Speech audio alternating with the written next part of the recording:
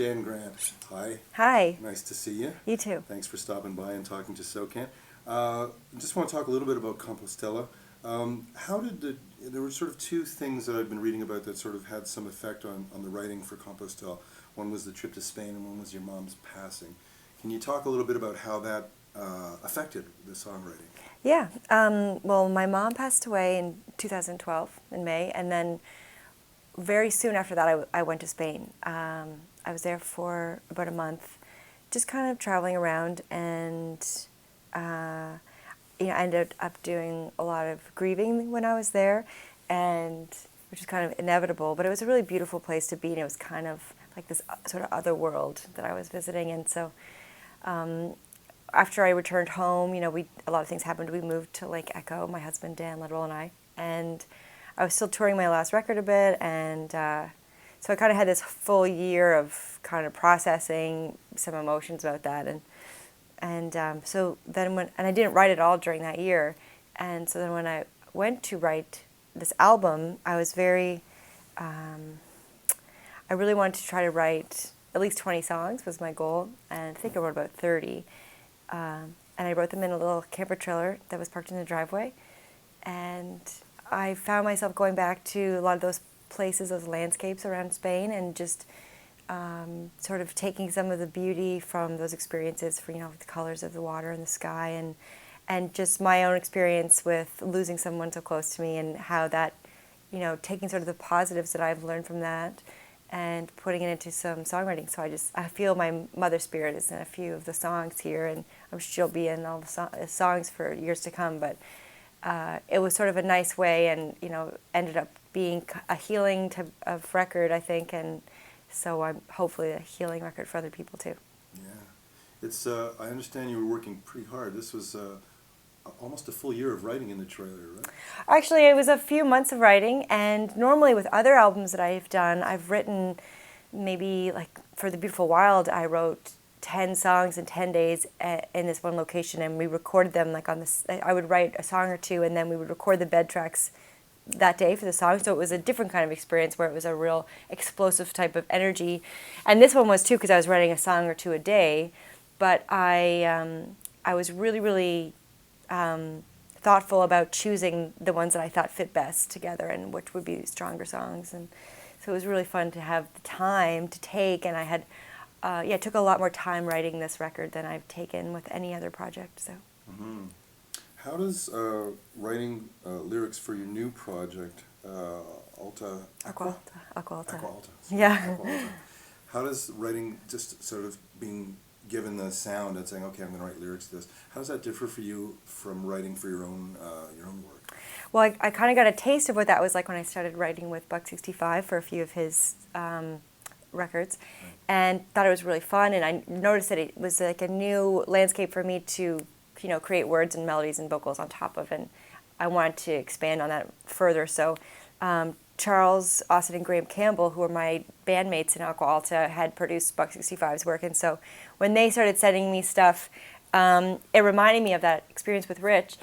And I think honestly with Aqua Alta, I'm a very visual person. I studied painting and at NASCAD in Halifax, and I always kind of see songs and lyrics kind of like on a movie reel in front of my face. And with Aqua Alta, it's almost just like it's a different setting. Like all of the songs are in this area, and I can kind of see where they belong. And it's sort of this watery, underwater, kind of dark, romantic landscape. And then with mine, it's similar, but it's different. They're like neighbors. And so when I'm writing Aqua Alta, it just kind of goes into this one place where those songs kind of live. And and it's just fun to find different hooks. I find different hooks when I'm writing on top of like electronic beats. Mm-hmm.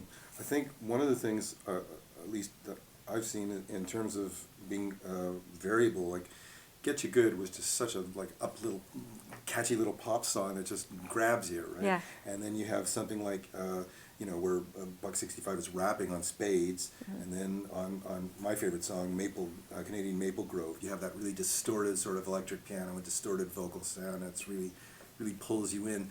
And you know, you're just doing all these different kinds of songs. Do you find yourself really sort of adventurous and wanting to try a lot of different things? Yeah, I love trying different things, and I'm already thinking about I've been been writing throughout this whole process of releasing albums. I've been writing other things, and I keep my ear open to what I'm interested in sonically, and I'm excited about how that writing is going to change for a record down the road too. And yeah, I love trying all kinds of different stuff.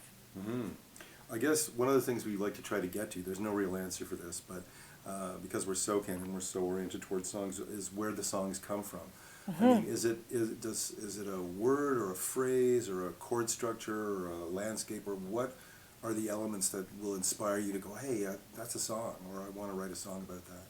Well, I've noticed that with Aqua Alta, sometimes Charles Austin names the tracks before he sends them to me, and I'll write a song based on what I think he meant by the title track, and that happened with Blue as the Rain, Norwegian Jewel,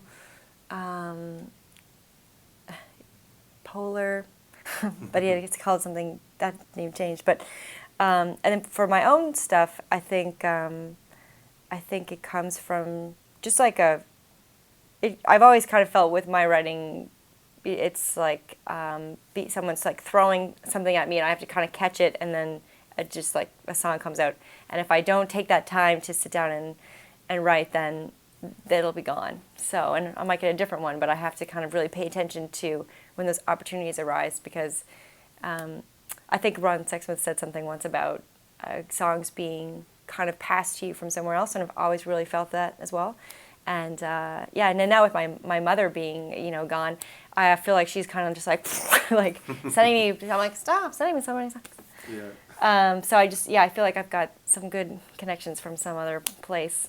Congratulations on the Juno nominations. It Thanks. must be satisfying to have 2 in 1 year. Yeah. You've been nominated before. I'm In 2011, sure. Right, I was nominated for Honeymoon Punch. So, Yeah. what do you think your chances are this year? I'm not sure, actually. It's a real honor to be in a category with Leonard Cohen for Adult Alternative, so that's a real feather in my cap. If I don't win that one, I'm definitely rooting for him. And there's a lot of other artists in those categories that I'm really honored to be associated with. Catherine McClellan's my longtime sister friend, and I'm a fan of Bahamas, and yeah, all the other artists are great. I was just hanging out with Jeremy Fisher the other day, and My man. yeah, sweetheart. Yeah, I know Jeremy from a little ways back. He's great. Yeah. Great guy. Real nice Yeah. guy. Good songwriter, too, I Yeah. think. Yeah. So I'm not sure what my chances are, but I'm just happy to be here. Yeah. Yeah. Congratulations. As someone who works constantly with your partner, Daniel Ledwell, do you have any advice for any members who are working as a couple? Other members who might be working as a couple, or younger members who are saying, well, we're a couple and we're kind of into this. What pitfalls should we try and avoid, or what's great? I would say that I treat Dan as, the reason I work with Dan as a producer is not because he's my husband, but because I think he is, one of the most talented producers in the world. Like, I just think he's absolutely incredible. I think he's extremely creative, very, very intuitive, and he can kind of take nothing and make it sound beautiful. And as in, like, the things that he works with. Sometimes he's got some cool gear, and sometimes he's got some thing he found for $100, and somehow it sounds just absolutely gorgeous. And I don't really know the secrets to his trade, but I'm really honored to work with him, and so I kind of I enjoy that I can just respect him as in his profession and be a part of that. And I think that when couples work together, you should only work together if you really think it's the right marriage, musically and just to make the best work possible. So yeah, the reason I work with him is just because I think he's the best. What's next after the Junos? What's next? Well, I'm flying to Austin, Texas for South by Southwest, and then I'm flying directly to Belgium overnight to start a tour of Belgium, and then I'm doing a tour in Ireland and in the UK, and my album's coming out in the States and in Europe, and so I'm just going to be touring that. A whole bunch of festivals coming up, and one of them is the CBC Music Fest in Toronto, and so and some other dates to announce. So I'm just going to be touring like crazy. Well, that sounds like fun. Yeah.